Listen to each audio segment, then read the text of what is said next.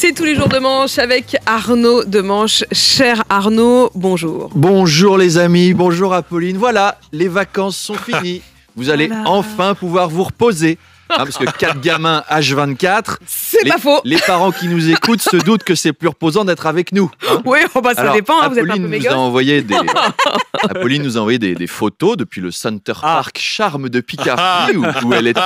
Et je souffrais pour elle. Parce que la piscine avec les 58 gamins qui crient, l'acrobranche avec les 47 gamins qui hurlent, le buffet du petit déjeuner avec les 211 gamins qui braillent, je vois dans vos yeux que vous êtes contente de nous retrouver. Tellement. Et de retrouver l'ambiance reposante, voire anesthésiante d'une interview de Bruno Le Maire qui nous parle du budget.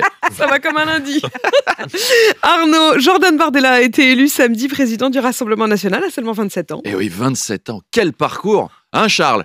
À 27 ans, vous dirigiez pas le Rassemblement National, hein ? Bah non, vous fumiez des joints en écoutant pousser vos cheveux. Il devait être fier de vous. Il a fait 84%. Et franchement, si c'est pour faire des scores de dictateur africain, mais qui retourne en Afrique, Jordan Bardella.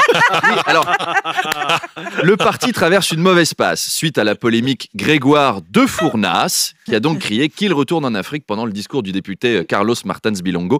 On ne sait toujours pas ce qu'il a voulu dire avec cette phrase. C'est une énigme, c'est comme à Fort Boyard.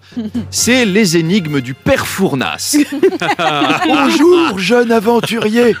Si je te dis qu'il retourne en Afrique, de quoi parle-je ? D'un bateau plein de Maliens qui profitent de nos prestations sociales ? Ou bien de mon collègue, là, l'autre noir, là, Manu Dibango. Oui, merci, père Fournas.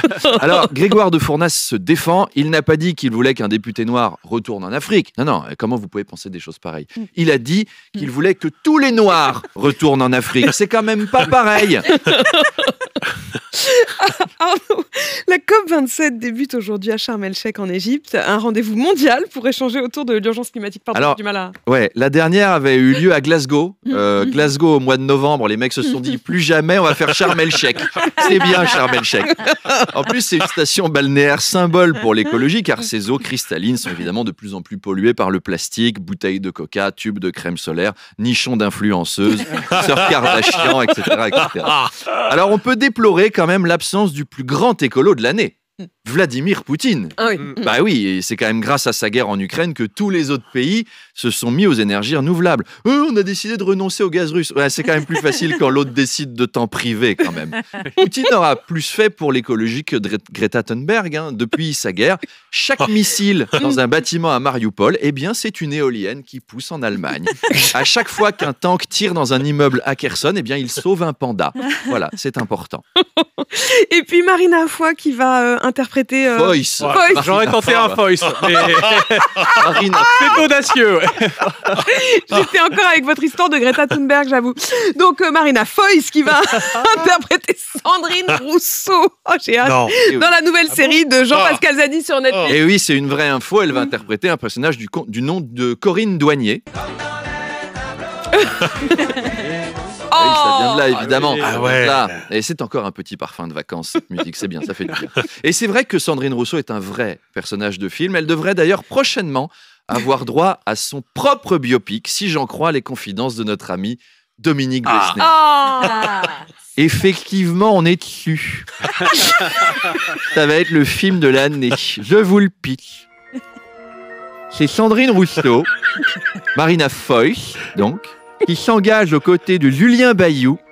C'est Vincent Lacoste qu'on a fait un peu grossir pour qu'il ait cette dégaine, vous savez, typique des blancs en léger surpoids, sandales chaussettes qui font des barbecues et qui prennent des coups de soleil. Et elle s'engage aussi aux côtés de Yannick Jadot.